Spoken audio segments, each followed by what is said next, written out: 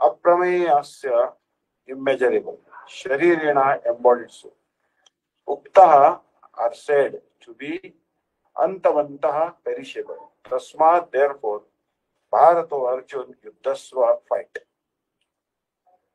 The material bodies of the Jivatma, who is eternal, indestructible, and immeasurable, are known to be perishable. Therefore, Arjuna, fight.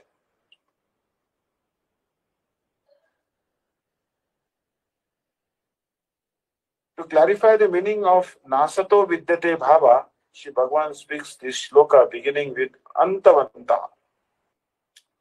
The word Sharirina has been used to describe the embodied Jiva. Aprameyasya means the Jivatma is very difficult to understand because he is extremely subtle. Extremely subtle. Tasmat Yuddhasva means therefore fight. Based on these arguments, Krishna concludes that it is completely improper to give up one's swadharma, which is prescribed in Shastra. So everyone has one religion to follow. Everyone has some duty. And we have to do our duty. We cannot give up our duty, whatever may be the case. So, here Krishna is again and again telling Arjuna that don't give up our duty. So, let's now study the explanation of Srila Bhakti-Vidanta Swami Maharaj from his most popular Bhagavad-Gita, Bhagavad-Gita as it is. And he gave us the correct interpretations of Bhagavad-Gita.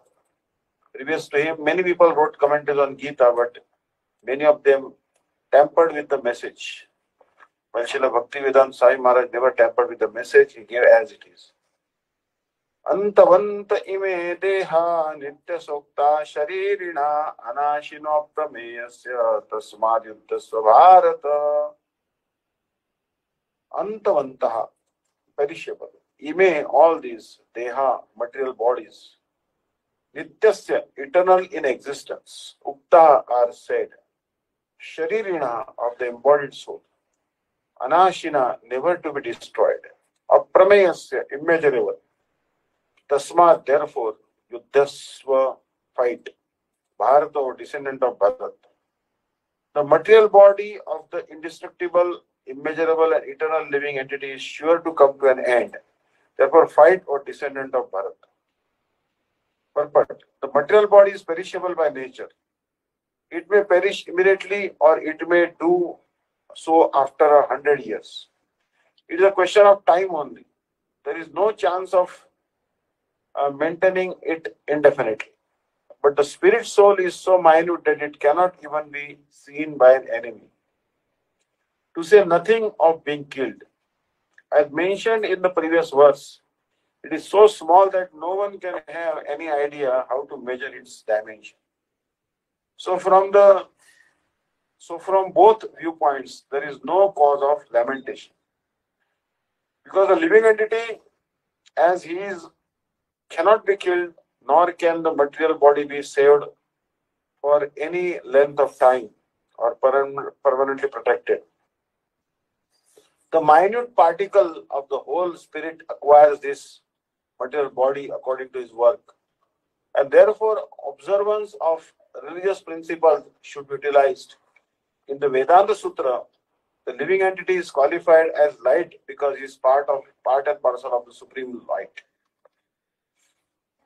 As sunlight maintains the entire universe, so the light of the soul maintains this material body.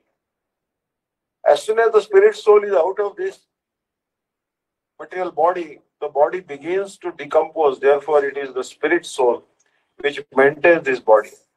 The body itself is important. The body itself is unimportant. Arjuna was advised to fight, not sacrifice the cause of religion for material bodily considerations. So this is the message here. Arjuna is told to fight here. That it is your duty to fight, and you should not give up fighting. So, Antavanta ime deha nitya sukta sharirina anashino pramesya tasmad yuddhasva bharata. The material body of the indestructible, immeasurable and eternal living entity is sure to come to an end. Therefore, fight, O descendant of Bharat. So, very inspiring verse. You should always remember this verse.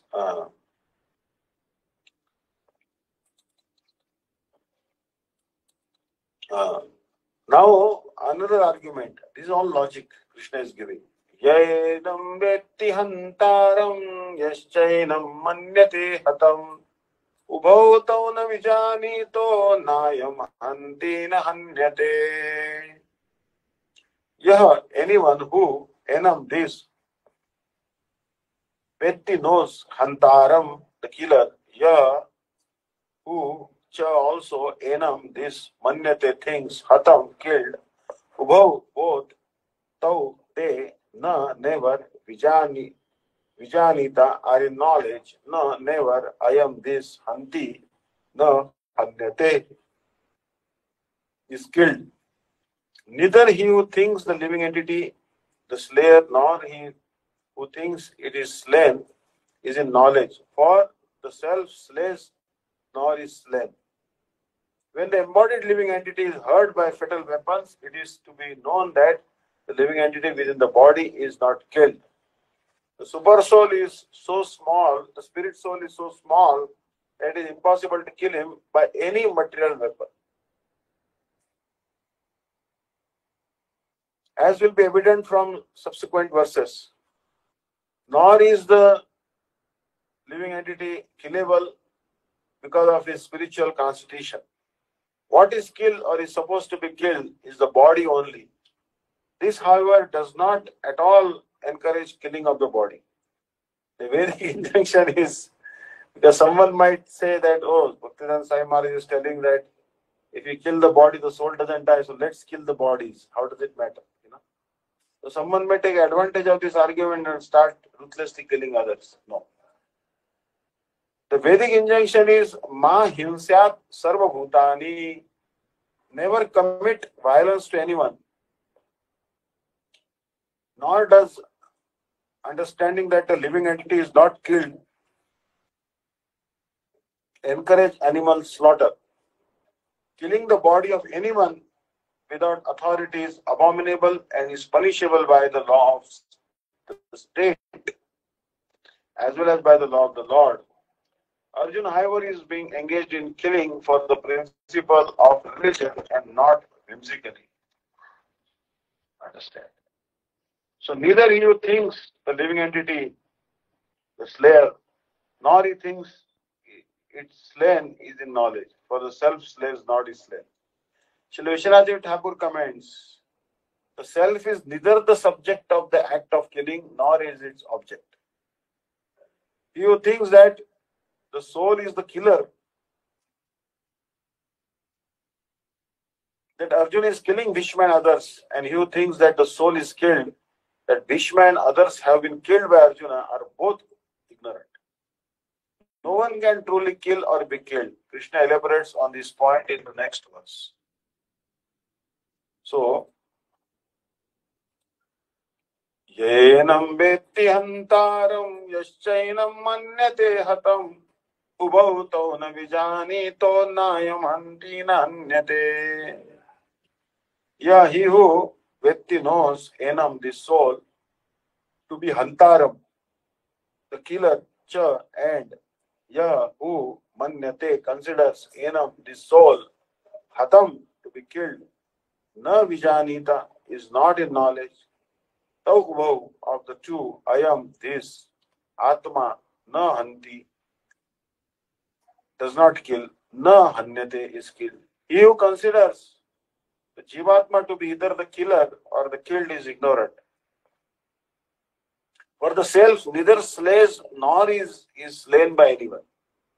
Sarartha version is comment. Krishna says, oh friend Arjuna, you are an Atma and therefore you are neither the subject nor the object of the act of killing. To explain this, Bhagavan is speaking this shloka beginning with the Words yayanam.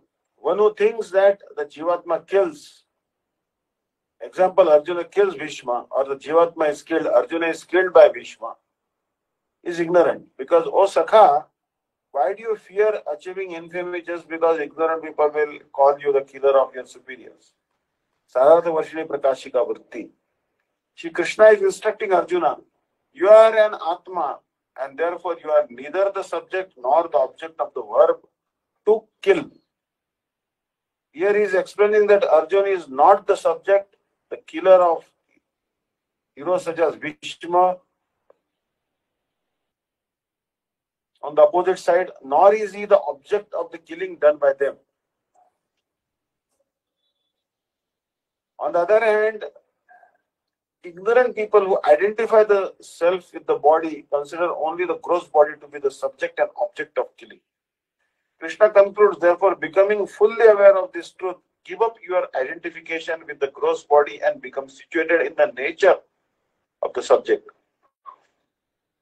in the nature of the self. Surrendering unto me, fearlessly engage in your swadharma for my pleasure. You should not be in ignorance about this.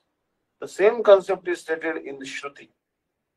Anta chen manyate hatam, hatascha manyate hatam, ubhauto na vijanito, nayam hanti na hanyate. Kathopanishad 1.2.19. If one who identifies the self with the body thinks that he will kill someone, and one whose body is being killed thinks that he is killed, both are ignorant. Because the Atma neither kills anyone nor is killed.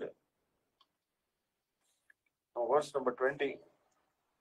A very nice verse. Na jayate mriyate va kadachinnayam bhutva bhavita va na bhuya ajo nitya shashvatoyam purano na anyate anyamane sharire.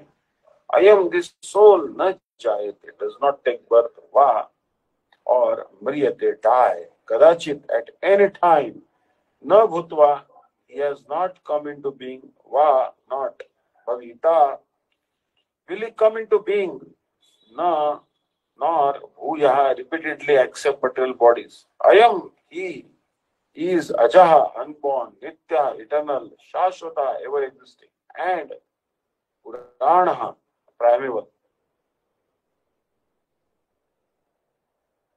Sharire, when the body hanyamani is destroyed, no hanyate is not killed. The Jivatma neither takes birth nor dies, nor does he experience repeated creation or growth. He is unborn, eternal and ever existing. Though primeval, he remains ever youthful. When the body is destroyed, the Jivatma is not destroyed. To establish the eternality of the Jivatma, Shri Bhagavan is speaking this shloka beginning with the words Na Jayate, in which it is proven that there is never any time when the Jivatma is born or dies. That there was no birth or death for the Jivatma in the past, nor will there be in the future, is proven by the words Nayam Bhutva Bhavita.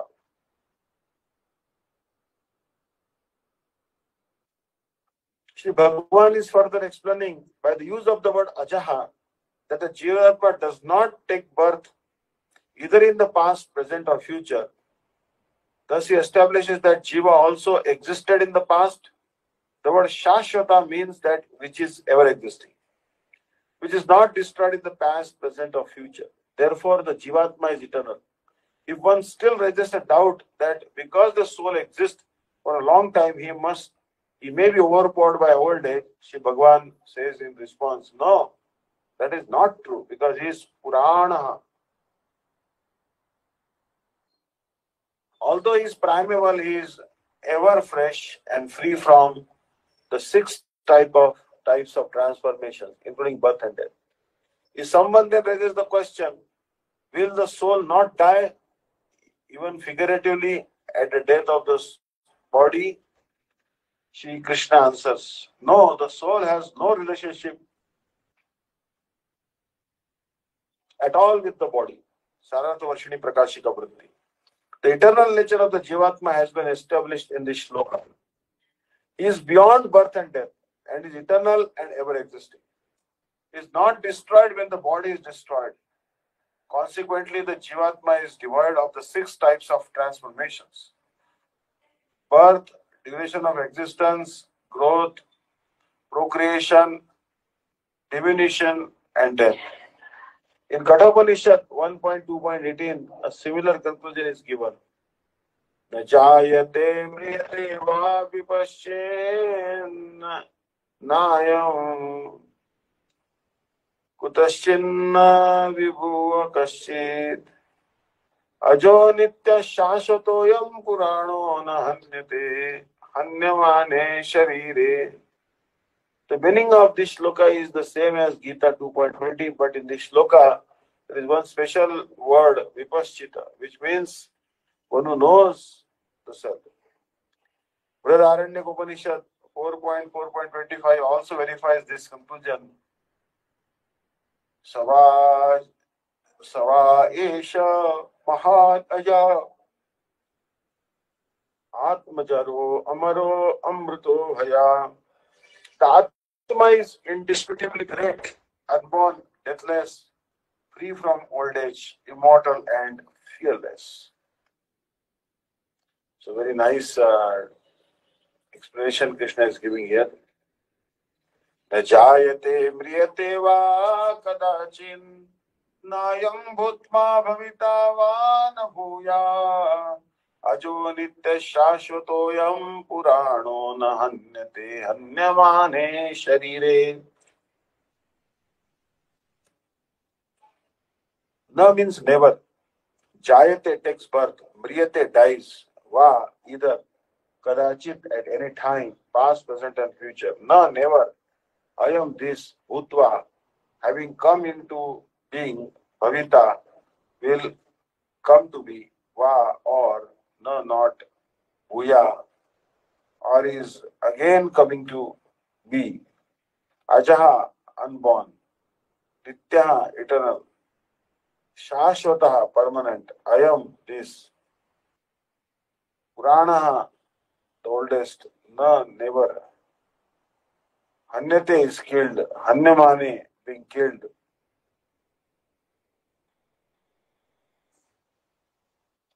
So here, for the soul, there is neither birth nor death at any time.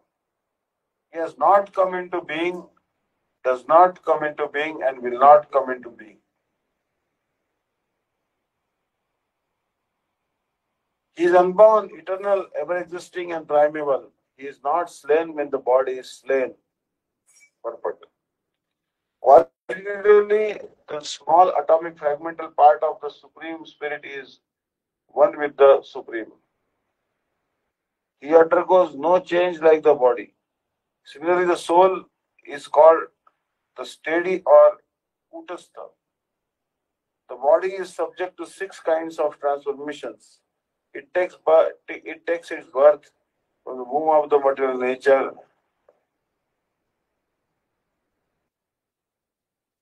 So it takes its birth from the womb of the mother's body, remains for some time, grows, produces some effects, gradually dwindles, and at last vanishes into oblivion. The soul, however, does not go through such changes. The soul is not born, but because it takes on a material body,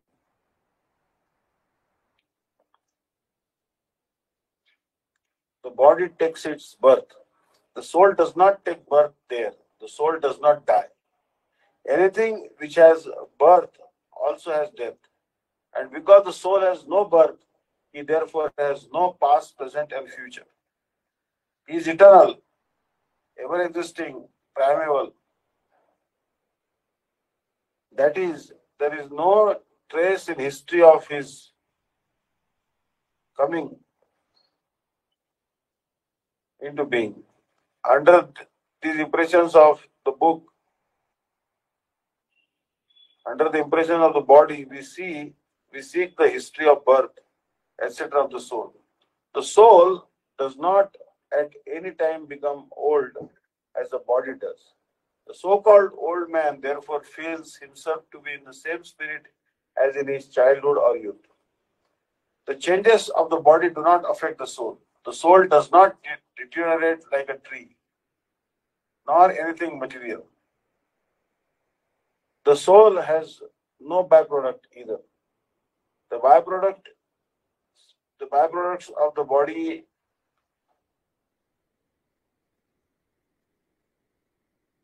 the byproducts of the body, namely children, are also different individual souls. And owing to the body, they appear as children of a particular man.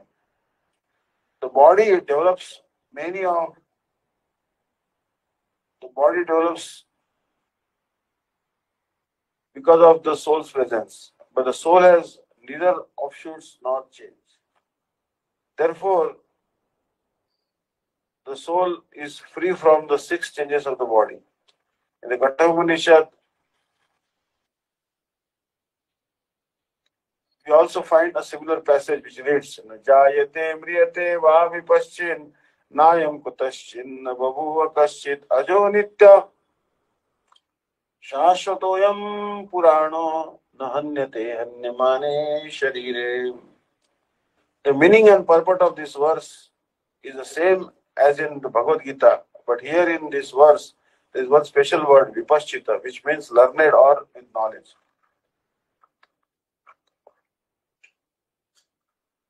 The soul is full of knowledge, or full always with consciousness. Therefore, consciousness is a symptom of the soul. Even if one does not find the soul within the heart, where he is situated, one can still understand the presence of the soul simply by the presence of consciousness. Sometimes we do not find the sun in the sky owing to clouds or for some other reason. But the light of the sun is always there, and we are convinced that it is there for daytime. As soon as there is a little light in the sky early in the morning, we can understand that the sun is in the sky. Similarly, since there is some consciousness in all bodies, whether man or animal, we can understand the presence of the soul. This consciousness of the soul is, however, different from the consciousness of the Supreme, because the Supreme Consciousness is all knowable, is all knowledge, past, present, and future. The consciousness of the individual soul is prone to be forgetful. When he is forgetful of his real nature, he obtains education and enlightenment from the superior lessons of Krishna. But Krishna is not like the forgetful soul. If so, Krishna's teachings of Bhagavad Gita would be useless. There are two kinds of souls, namely the minute atomic particle souls from Atma and the super soul, Vibhu Atma. This is also confirmed in the Katha Upanishad 1.2.20 in this verse.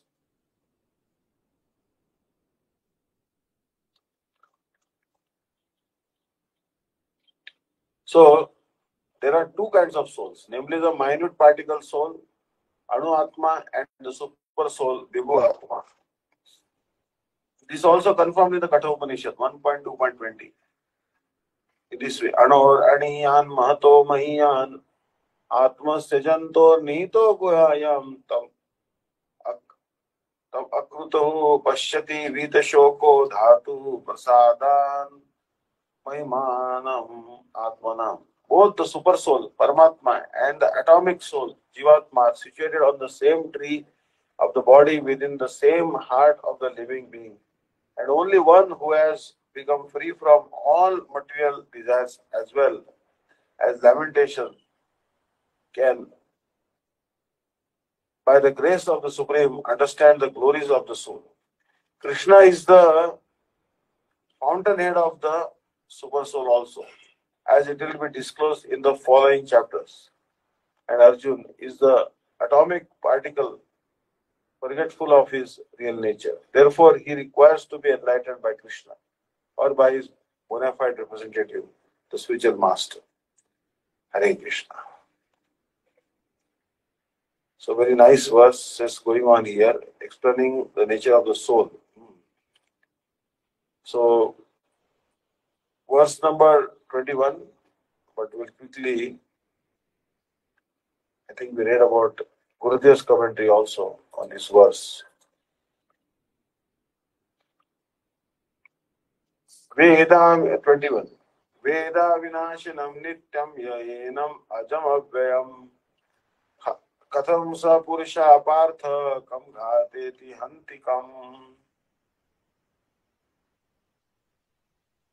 Partha, katham, how, ya, one who, Veda, knows, enam, the soul, to be avinasham, indestructible, nityam, eternally, ajam, unborn, avyatmam, immutable, come, whom, anti, can he kill, come, who, can, sa, that, purusha, person, ghateti, cause to kill. Oh, Partha, how can a person who knows the Atma to be eternally blissless, birthless, immutable and indestructible kill anyone or cause anyone to be killed? Shri Krishna is answering Arjuna, oh Partha, after acquiring this knowledge, you will not be guilty of committing sin even after engaging in battle.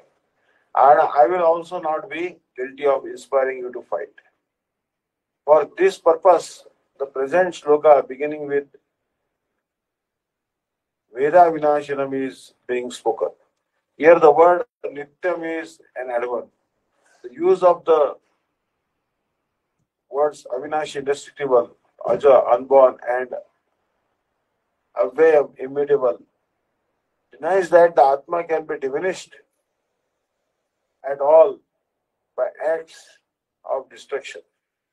Shri Bhagavan says, with this knowledge, how can a person like me, myself, kill anyone or be killed by any means? In same way, how can a person like you kill someone or cause someone to be killed? So, Hare Krishna. So, Bhagavad-Gita, very important scripture, but we'll stop today here. Today we went to Srikalahasti, the temple of Lord Shiva.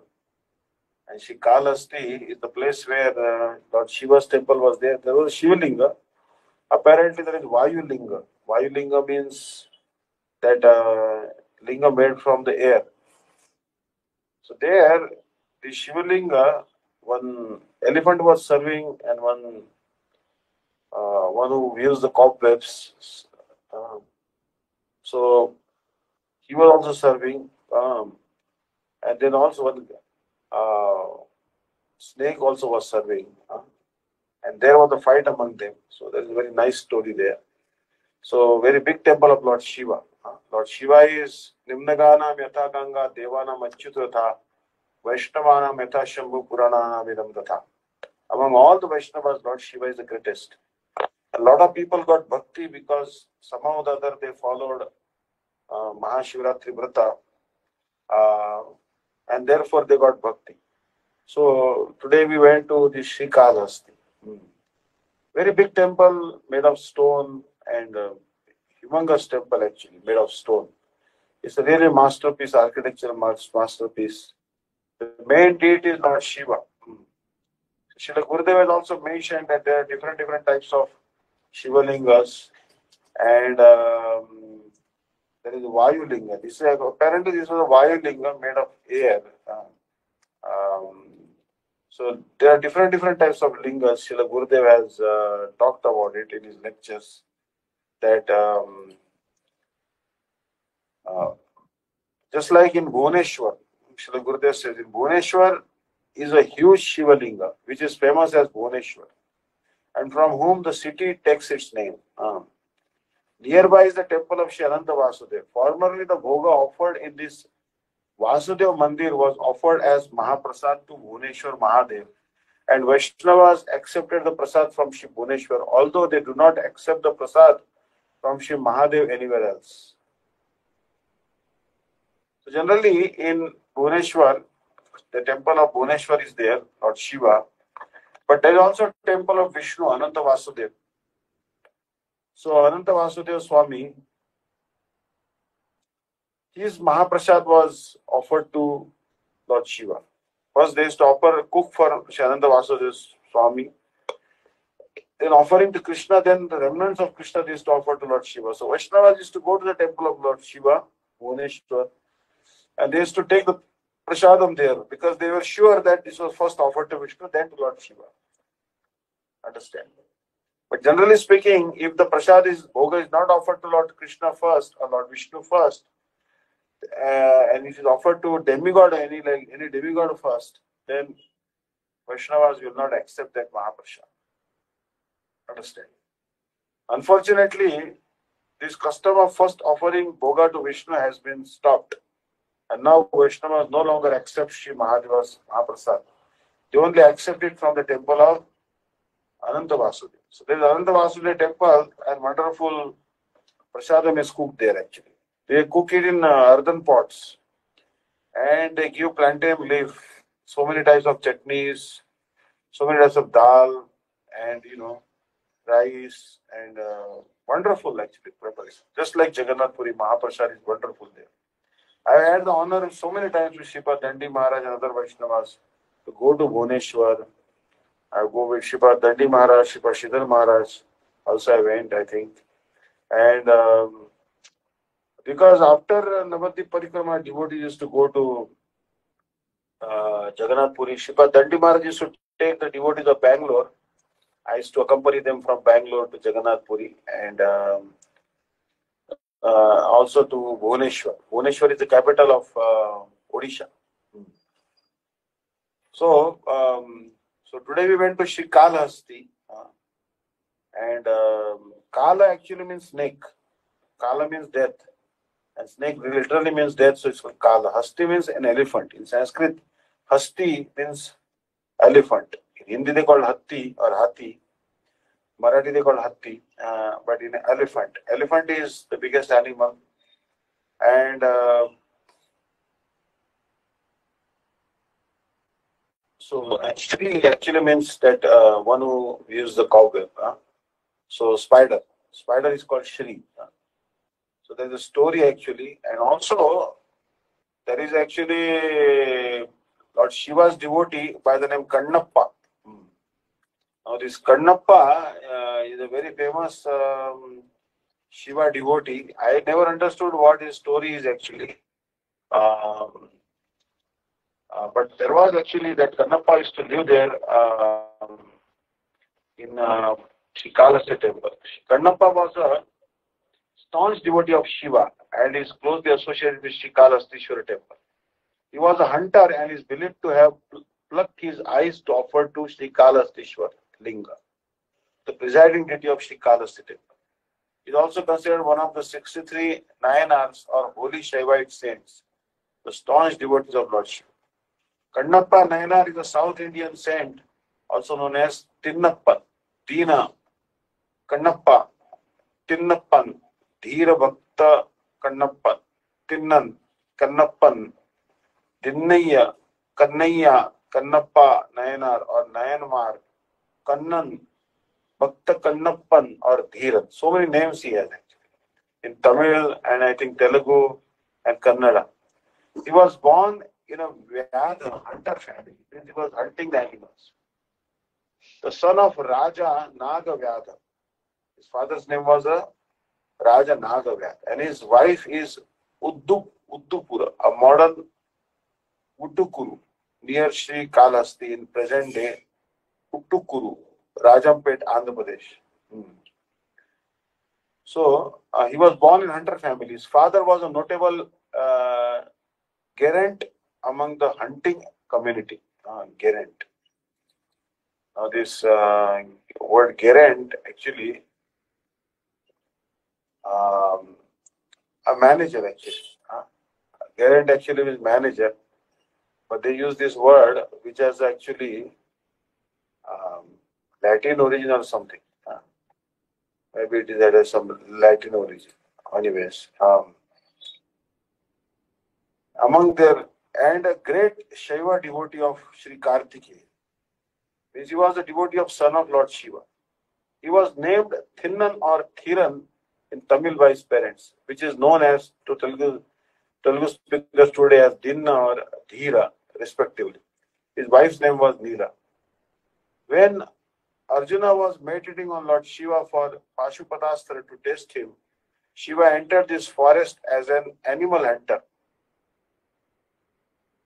And due to two arrows from Shiva and Arjuna killing a demon named Mukha, a war started between Shiva and Arjuna. So basically, Arjun once was meditating on Lord Shiva because Lord Shiva has one particular astra called Pashupatastra. Pashupatastra. Like Lord Brahma has Brahmastra, Lord Narayan has Narayanastra. So this Pashupatastra is a very strong weapon. And Arjun wanted to acquire it because he knows that there is going to be a fratricidal war. I have to fight with Kauravas and I must have celestial weapons because Bhishma and Drona also have lots of weapons. So Shiva wanted to test Arjuna's integrity. So he also entered in the forest as an animal hunter. Now there was a demon by the name Mukha. Lord Shiva shot an arrow and Arjuna also shot an arrow. And the demon apparently died. Now imagine if the arrow of Arjuna and arrow of Shiva landed in the chest of that demon at the same time. So there was a debate that who killed really the demon. Because it was at the same moment it attacked both their arrows landed in the heart of the landed in the chest of the demon at the same time, killing him. So battle took place between Arjuna and Shiva. And Shiva was impressed by Arjuna's efforts. Shiva gave him the Pashupatastra. According to folklore, Lord Shiva also blessed him to be born as his greatest devotee in his next birth. So he is born again as a devotee in the Kali Yoga as Kannappa Nayanar and finally got liberation. So this is called Kimvadanti or the local Sthala Puran or folklore. Understand? So Kannappa was born as a Thinnan and was a staunch devotee of the Vayulinga at Sri Kalahastishwar temple. So Vayulinga, as you see that there are actually 5 elements. Like Krishna will tell in Bhagavad-Gita, Bhumi Rapo Nalo Vayu Khammano Buddhirevacha Ahankaraityam Me Vinna Prakritir Ashtada. So, Bhumi, earth, Apo, water, Vayu, air, Bhumi, Apo, Nalo, Anala means fire, Kham means the sky. So these lingas also made of 5 elements. I remember Gurudev mentioning this. So Shri Kalahastishwar, there is a linga which is air. Means I think it is suspended in the air, I think apparently. Being a hunter, he did not know how to properly worship Lord Shiva. It is said that he poured water from his mouth on the Shiva lingam, which he brought from the nearby river Swarnamukhi. So that river is almost dried up, we saw today. But he is to bring the water from his mouth, not in any container, but he is to bring in his mouth like this, and he is to offer that water to Lord Shiva right from his mouth. He also offered Lord Shiva whatever animal he hunted, including swine flesh. Generally, there are wild boars. So he used to offer the flesh of these boars also to Lord Shiva. But Lord Shiva accepted his offering since Thinnan was pure at heart and his devotion was true. Once Lord Shiva tested the unshakable devotion of Thinnan. With his divine power, he created a tremor and the rooftops of the temple began to fall. All the priests ran away from the scene except for Thinnan, who covered the linga with his body to prevent it from any damage. Hence, he was named thereafter as Thiram, valiant one. Thinnan noticed that one of the eyes of the Shivalinga was oozing blood and tears. Sensing that Lord Shiva's eye had been injured, Thinna proceeded to pluck his one eye out with one of the arrows and placed it in the spot of the bleeding eye of the Shivalinga. This stopped the bleeding in the in that eye of the linga. But to complicate matters further, you notice that the other eye of the linga has also started oozing blood. So Thinna thought that if he were to pluck his other eye too, he would become blind to exactly know the spot where he has to place his own second eye over the bleeding second eye of the lingam. So he placed his great toe on the linga to mark the spot of the bleeding second eye and proceeded to pluck out his other and only eye. Moved by his extreme devotion, Lord Shiva appeared before Thinnan and stopped him from plucking his only eye and restored both his eyes. He made Thinnan the 10th of the 63 Nayanars, and he referred to as Kannappa or Kannappa Nayanar. Kannappa merged into the lingam along with Lord Shiva and attained moksha. So anyway, this is actually the story because we saw the picture there. Now couldn't understand that picture. Now something is coming here because Kalahasti, very famous temple. You see here that Kannappa is a hunter and he is apparently placing his toe on the Shiva Lingam to mark where the second eye of Lord Shiva is bleeding. But because he's blind in one eye and he's now going to pluck out his second eye also, so he wants to mark that place, where to place take out my second eye and where to place it on Lord Shiva's eye. He was putting his toe there. So understand. So it may be disrespectful, but he's quite ignorant. Being a hunter, he didn't know how to worship Lord Shiva. So this particular picture is there in the temple also. Anyways. So Kannappa, very great devotee of Lord Shiva. Apparently incarnation of Arjuna.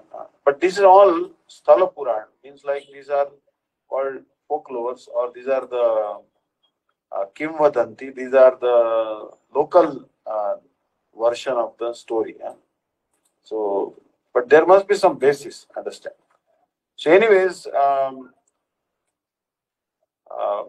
we should not take prasad of any other deity, understand. Because Yanti Deva Vrata Devan, Pitrun Yanti Pitru Vrata, Bhuteni Yanti Bhuteja, Yanti Madhya Jinopima.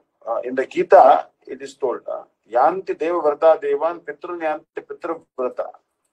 And Kamas Tetar Huta Jnana Prapatyanti Anya Devata. Evidence that the results of demigod worship are temporary is found in Padma Purana and elsewhere. Yastu Narayanam Devam Brahma Rudradi Daivatahi Samatpyana Viksheta Sa Pashandi Bhavedhruva. Understand? Means if you regard Lord Shiva and Lord Narayan to be on the same level, then you become an atheist immediately. No, Narayan is superior. Narayana Paro Vyakta. Narayan is superior to Lord Shiva and Lord Brahma also. Understand? The demigods cannot relieve us from the vicious cycle of birth and death, nor can they give us Krishna Bhakti. Understand? The demigods cannot help us. They cannot relieve us from the vicious cycle of birth and death, and they cannot give us, they cannot, and can they give us Krishna Bhakti? Understand? The second point is that in Padma Puran, demigod worship is provided for Ekantik Vaishnavas. The performance of demigod worship is considered to be Namaprad. Understand? In Padma Puran, one Namaprad is worshipping demigods. Shastric evidences are even cited in Shri Satkriyasar Deepika to prohibit Ekantik Vaishnavas from performing demigod worship. When the opposite side heard Srila Gurudev's vigorous lecture, they became speechless. Understand? So here, Param Gurudev is telling us these nice things.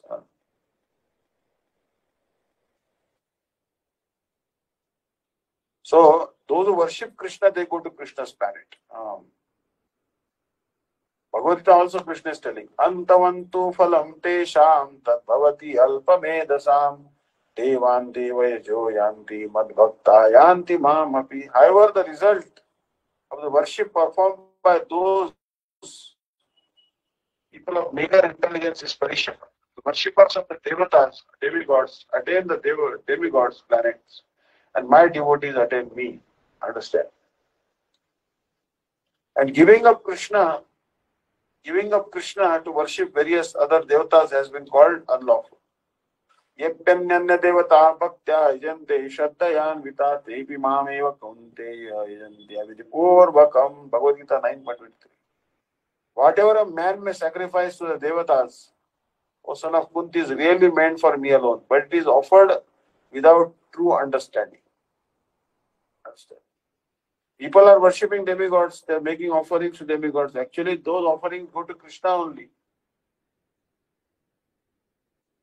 They are meant for Krishna only, but they are offering without true understanding. So some people say that Vishnu, Ganesh, Durga, Kali and Shiva are all one and the same. There is no fundamental or intrinsic difference between them. They are different in name only, and the result of worshipping all of them is the same. However, the account is not in agreement with the Shastras. Understand? No. If you worship demigods, you'll go to the planets of the demigods. And if you worship Krishna, then you'll go to the planet of Lord Krishna. Understand? So this is very, very important to remember.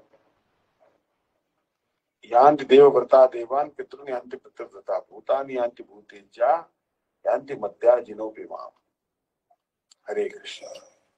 Thank you so much. So, Vanchakalpatrubhesya kripa sindhuvajapattanam pavanebhyo vaishnavebhyo namo namah. If anyone has any questions or comments, please ask.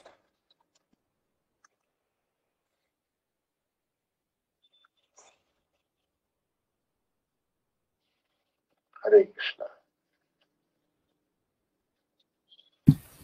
Hare Krishna Maharaj, Dandavat Pranams. Thank you so much for all your time. And you're always coming on to class and you're giving us your time. You're much appreciated. Actually, someone is asking that picture of Kalahasti temple. Actually, Yes. Sri Kalahasti temple, I think no one should miss it. No one should miss it. Because I would say it is one of the most amazing temple I have seen. There's a nearby a hill there, and there's a hill, and on that hill, big deities of Lord Shiva and Parvati are constructed. And actually, you can see here.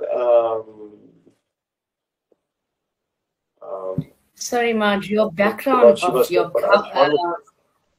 background of your Google is blurring your vision. Sorry. Yeah. Actually, what I will do is I'll forward to the group. I'll forward to the group, and then you can forward to others. Yes. Because Sri Kalahasti, the history of Kalahasti is actually I was making some an article actually. That time I read the Kalahasti. Sri Kalahasti temple is located in the town of Sri Kalahasti in Tirupati district in the state of Andhra Pradesh. It is one of the most famous Shiva temples in South India, and is said to be the site where Kannappa was ready to offer both of his eyes to cover his blood flowing from the linga before Shiva stopped him and granted him moksha, liberation. Sri Kalahasti temple, situated 36 kilometers away from Tirupati, so it takes about 1 hour, is famous for its Vayu Lingam, wind lingam, one of the Panchabhuta sthalams representing the wind. The temple is also regarded as Rahu Ketu Kshetra and Dakshin Kailasa. So there a lot of people were actually waiting there for performing Rahu and Ketu Puja. Understand? Because they were suffering from Rahu Dosham and Ketu Dosham. Now these are two malefic planets and people are afraid of them. So actually, like Srila Gurudev is telling, the moon, we say that there is first, second and third moon up to the full moon. It seems that there are 15 moons, but this is not true. There are not many moons. The moon is one. If you go very high in space, you'll see that the moon is always full. It is sometimes covered by another planet, namely by Rahu, and other times by Ketu. So it seems that there are 15 moons, but it is not so. Similarly, there is only one God, although he has many manifestations. So Gurudev is telling, sometimes it's Rahu and sometimes the Ketu. Understand? They devour the moon and the sun because they have an enmity. Because when the churning of the milk ocean was going on, the nectar emanated, and Rahu and Ketu, these demons, they wanted to drink this nectar. So Lord, in the shape of Mohini, chopped off the head of this Rahu. Rahu has the head and the Ketu is the torso, apparently. So these two demons, Rahu and Ketu. So their worship is done there, actually.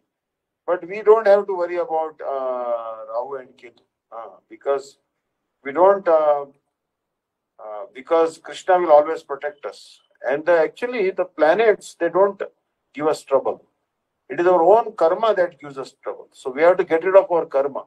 Yastvindra Gopa Matavendra Mahoso Karma Karman Rupa Phala Bhajana Matnoti Karmani Nirdhati Kintu Cha Bhakti Vajam Govinda Mahadi Purusham Tamam Bhaja. Indra, the ruler of the heavenly planet, and Indra Gop, the insect, the red insect who's born in the rainy season, they all have to suffer from their bad karma or good karma. But devotees don't have to suffer. Understand? So, anyway, a lot of people were waiting there for Rahu and Ketu Puja, and it is called Dakshin Kailasam, the South Indian Kailash. The inner temple was constructed around 5th century, and the outer temple was constructed in the 11th century by the Rajendra Chola, later Chola kings and the Vijayanagar kings. Shiva, in his aspect as Vayu, is worshipped as Kalastishwar. In primordial times, the wind called Vayu performed penances for thousands of years to the Karpura Lingam, the lingam of Shiva made of camphor. Pleased with Vayu's penance, Shiva manifested before him and bestowed him 3 boons. Vayu was blessed to present everywhere in the world in the form of air and wanted to be an integral part of every being in the form of Vayus. Further, the Linga Vayu worshipped was known as Vayu Lingam after him and was declared to be worshipped by various beings. So here, the Vayu asked Lord Shiva the boon that let me be present everywhere. And Lord Shiva says, so be it, you be present. So Bhagavad-Gita also says that, Yatha Vayu Sarvatra Go Mahan. Tatha Sarvani Bhutani Matsthane Tipadhare.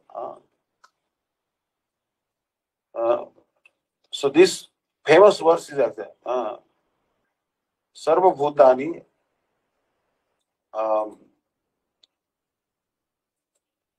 That particular verse says that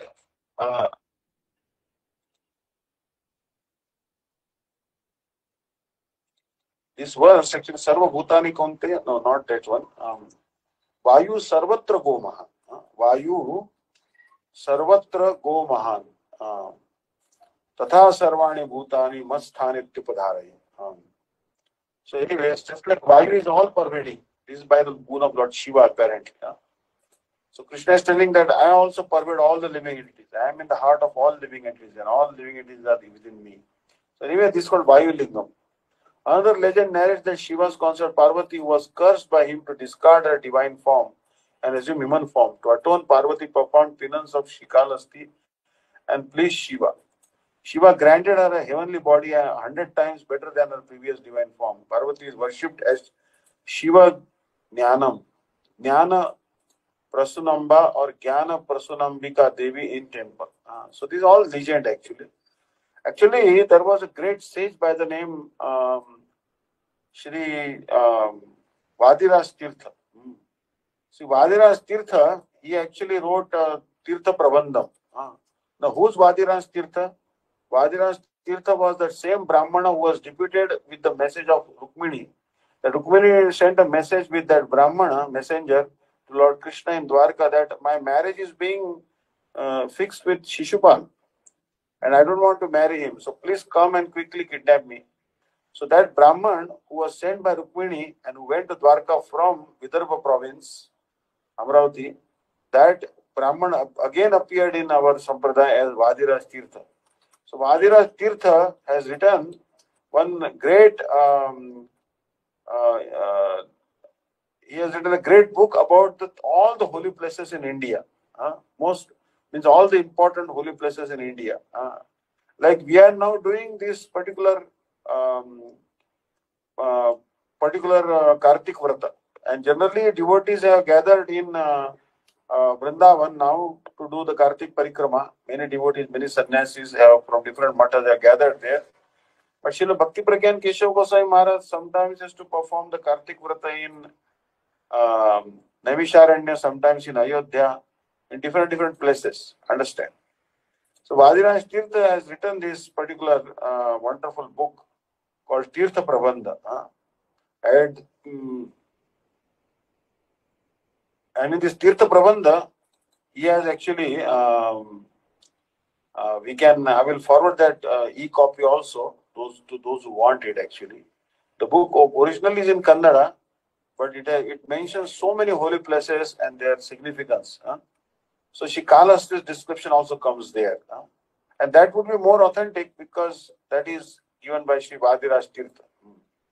Vadiraj Tirtha was devotee of Hayagriva. Hayagriva is the incarnation of God who has the horse head. Understand? And generally speaking, he used to offer chana or the grams fried in oil and I think covered with honey.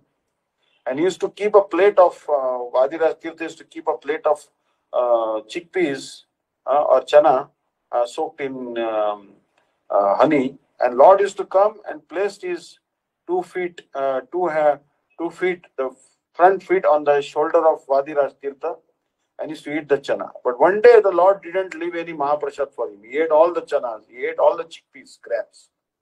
So Vadiraj was very unhappy. He said, "Why, Lord, why you did so? Why you ate all the chickpeas today? You didn't keep even one for me as a Mahaprasad." They said, "Someone out of envy for you had poisoned the chickpeas. And I didn't want you to take the poisonous Mahaprasad." Understand? So anyways, Vadiraj Tirtha was incarnation of Sri Hayagriva, was the devotee of Sri Hayagriva, the horse-headed manifestation of Krishna. He has written the glories of Kalahasti in his Tirtha Prabandha. I will also forward that file also to you. Those who have time, they can read Tirtha Prabandha. Now, Tirtha Prabandha apparently is published by Tirupati Tirumala Devasthanam also. It's a small English book and you can read that also. So anyways, coming back to Kalahasti,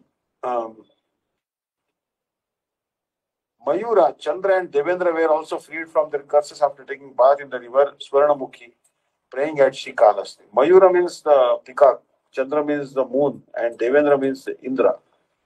They are also cursed and they were also freed because there's a holy river there, Swarnamukhi.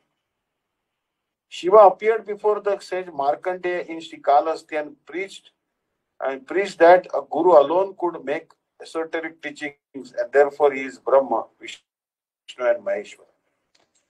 Now, this is actually a very important verse in Vedic scriptures. We learned the first verse we learned, and one of the first verses we learned since our childhood. Gurur Brahma, Gurur Vishnu, Gurur Devo Maheshwara, Guru Sakshat Parabrahma, Tasmai Shri Gurave Namah.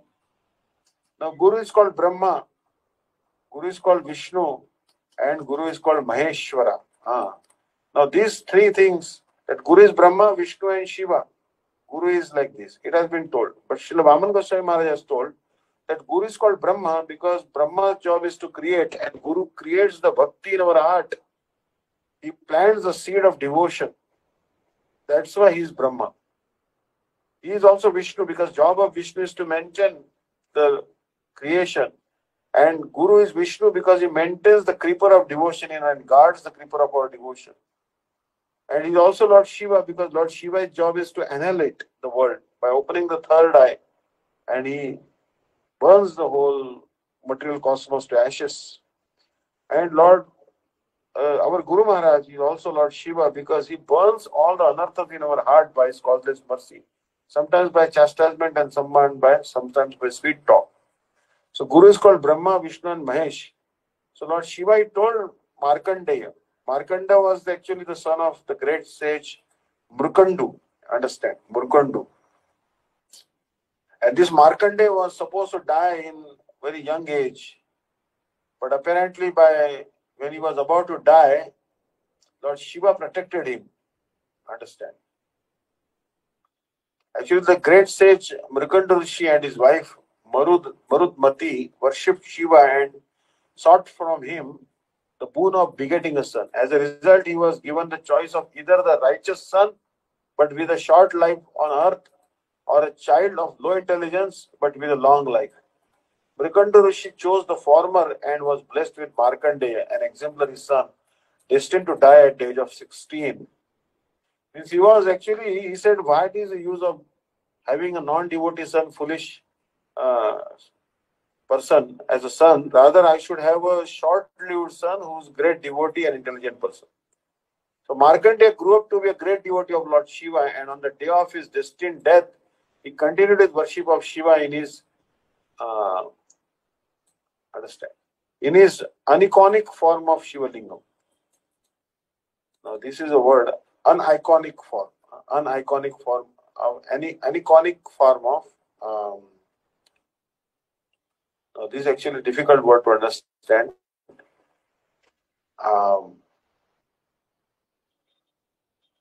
So, anyways, Lord Shiva is not formless, but he has this particular Shiva Linga form. The messengers of Yama, the god of death, were unable to take away his life because of his great devotion and continual worship of Shiva. Yama then came in person to take away Markandeya's life and sprung his noose around the young sage neck. So Yama has actually one noose, and it takes out our subtle body from this thing, and that noose takes out the subtle body. So he wanted to take out the life of Markandeya, Yamraj. By accident or fate, the noose mistakenly landed around the Shiva Lingam, and out of it Shiva emerged in all by his fury, attacking Yama for his act of aggression. Understand?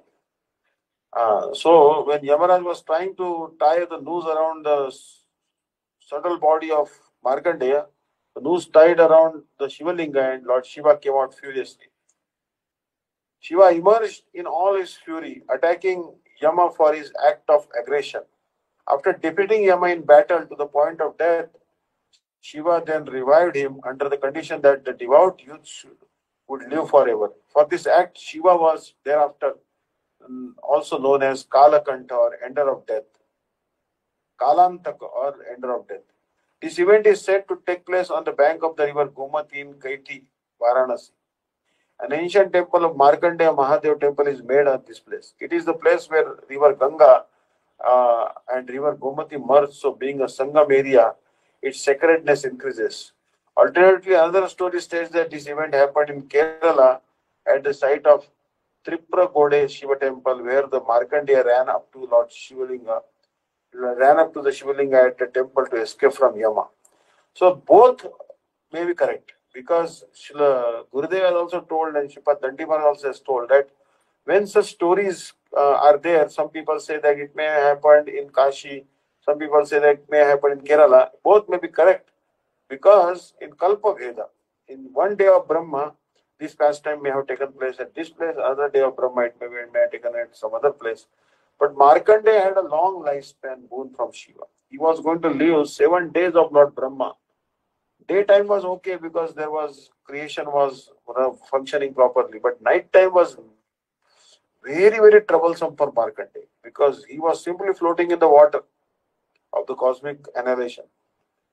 In Pralaya waters, he was just swimming here and there. It was quite boring, very painful also. But Lord Krishna gave him the darshan. Lord Krishna, slipping on one golden people or banyan leaf, holy banyan leaf. Lord Krishna was sucking his own toe, like a small form of a small child. And also he went floating to Navadvip, and Navadvip was still intact, because Navadvip is beyond his material world. And Surabhi dragged him out of the water and gave him hot milk to drink. And Surabhi cow, Mother Surabhi, instructed him to worship Gauranga, and then he had darshan of Gauranga. So anyways, this Kalasi temple also connected with Lord Shiva. Understand? So, Shiva apparently was worshipped here by Markandeya here. So many stories are there about these things. So, anyways, Bhagavad also describes the Markandeya. A tale from Bhagavad Puran states that one sage Markandeya visited Narayan Rishi and asked him for a boon. Markandeya prayed to the sage uh, Narayan to show him his illusory power or Maya, since sages Nara Narayan are incarnation of Supreme Lord Narayan.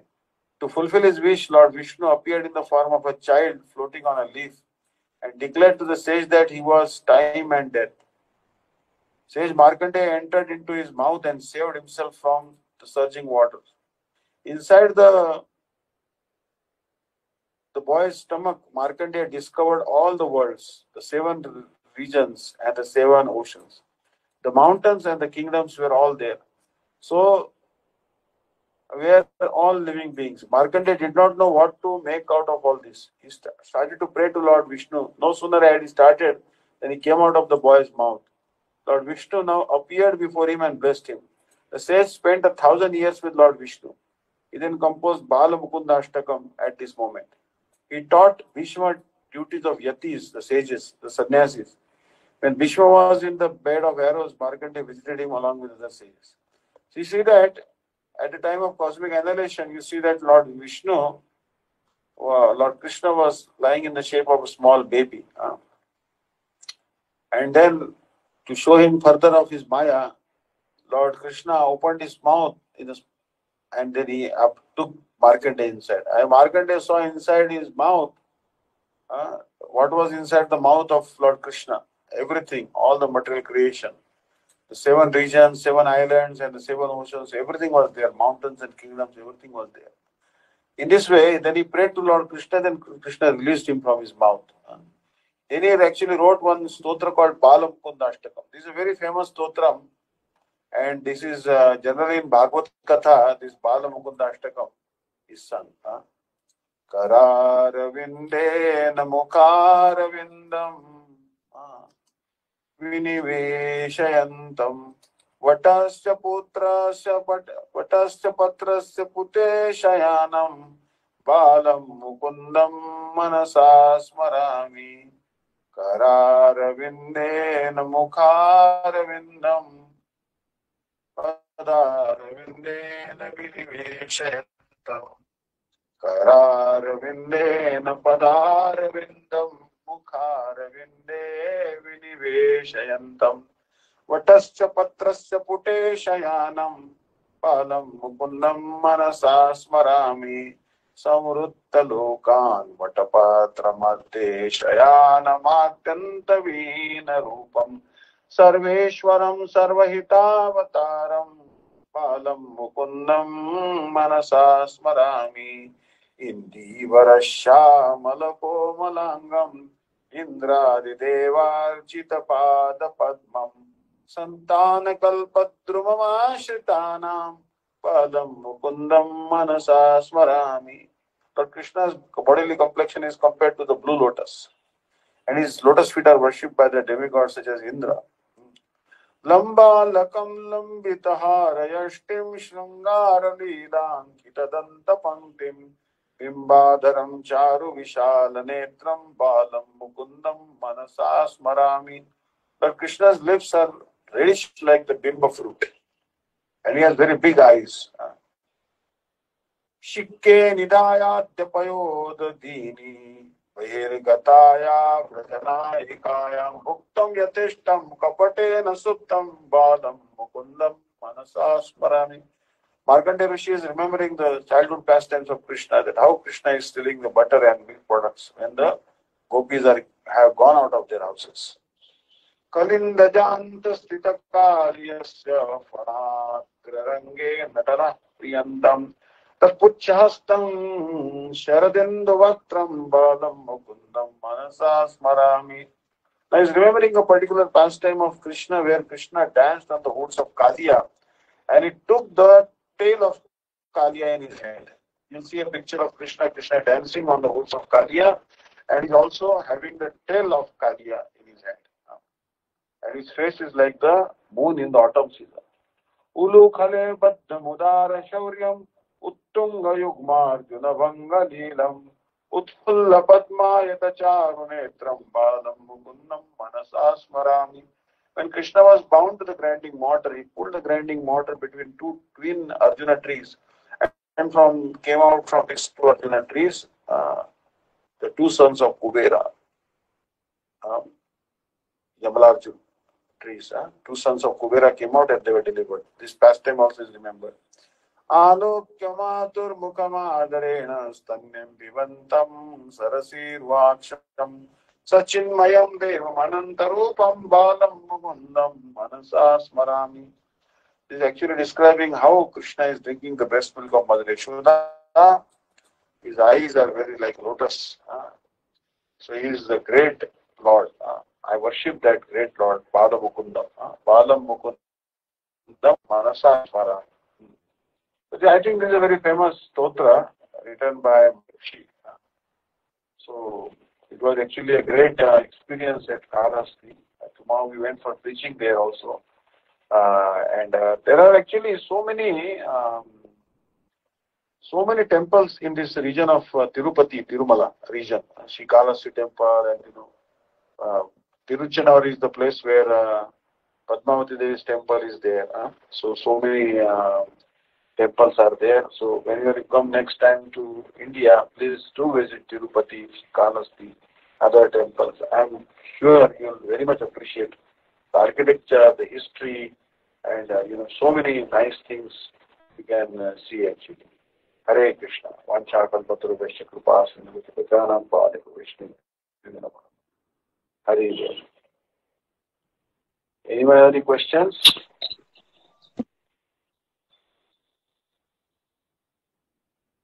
Hare Krishna. Hare Krishna, Arjanavat. Thank you so much. Any questions, devotees? Okay, I don't think there's any questions, March. Thank you so much for always coming on and taking up your time. I really appreciate it. And dear devotees, don't forget, tomorrow is Sripad Bhakti-Vidanta Dandi Maharaj's class, 12:30 India time. And also Madhurya Kadambini class at 8:30 in the evening with Sripad Bhakti-Vidanta Vishnu Daivata Maharaj. So please do come for both programs. Thank you, Hare Krishna. And thank you again, Maharaj, for coming on. Anup, can we please have Jai Diwani? Thank you, Hare Krishna. Hare Krishna. Hare Krishna.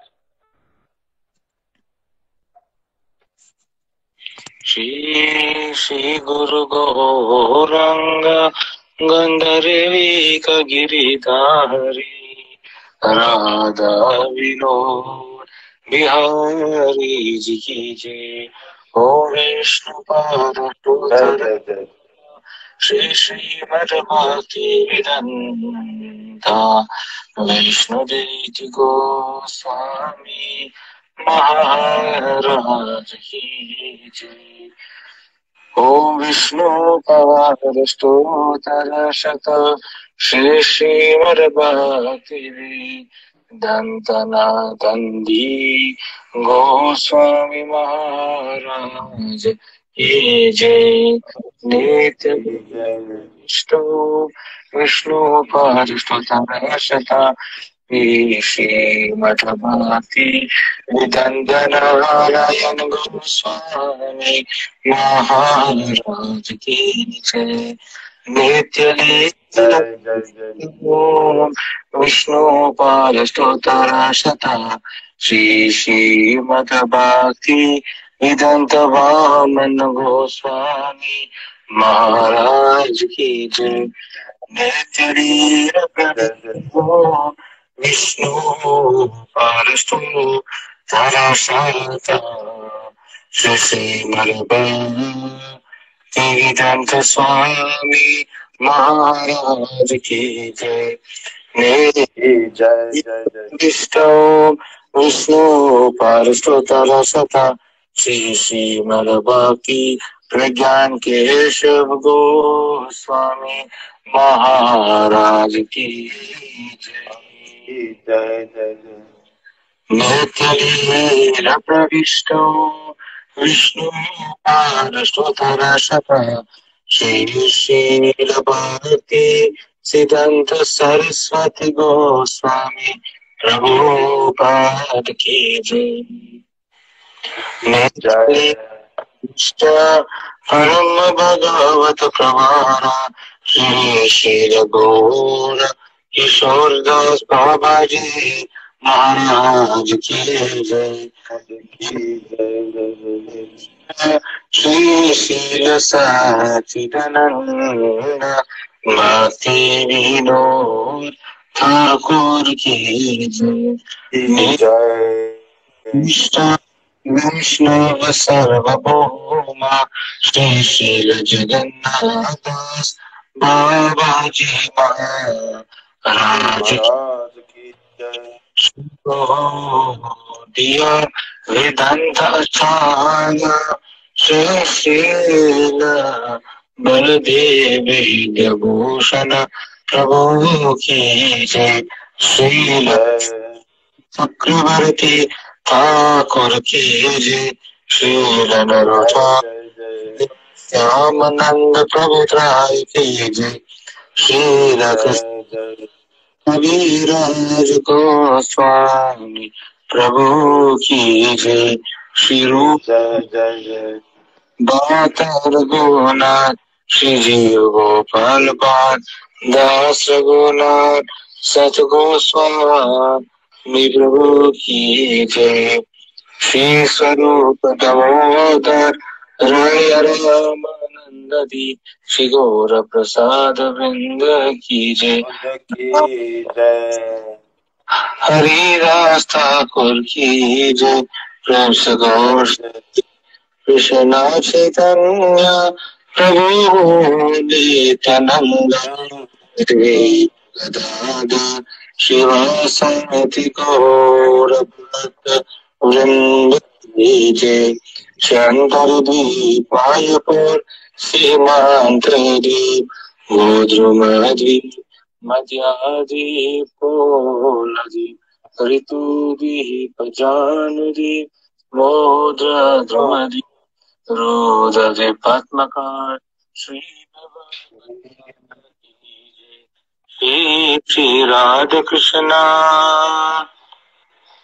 Gopa गोपी गोवर्धन द्वादश वनात्मकार श्री व्रजमंडल की जय। श्री राधा गंगा यमुना तुलसी भक्ति देवी की जय। श्री की जय। श्री पूर्णमासी योग माय की जय। श्री गोपी देव की जय। श्री जगन्नाथ बलदेव सुभद्र सुदर्शन चक्र जी की जय। श्री की जय। सर्व विघ्न विनाशकारी श्री नरसिंहदेव की जय। भक्त प्रहलाद महाराज की जय। शारदाम की जय। चार्य संप्रदाय की जय। अकर्मतराज श्री चैतन्य मात की जय। श्री श्री उदीयमान भूत सकवात्सव की ग्रंथ श्रीमत की जय। श्री हरिनाम की जय। अनंत कोटि वैष्णव वृंद की जय। भगवत वृंद की जय। श्री निताय गौर प्रेम हरि हरि बोल। निताय गौर ब्रह्मानंदे हरि बोल। प्रभु जी की जय। समस्त वैष्णव वृंद की जय। निताय गौर ब्रह्मानंदे Hare Krishna. Thank you, Maharaj, so much. Sripad Bhakti-Vidanta Vishnu Maharaj ki jai. Vanchakalpatarubhyascha patitanam pavanebhyo Vaishnavibhyo namo namah Vaishnavibhyo namo namah Vaishnavibhyo. Hare Krishna, Maharaj. Hare Krishna, dear devotees. Dandavat Prams. Thank you. Thank you, Thank you, Maharaj. Hare Krishna. Dandavat. Hare Krishna.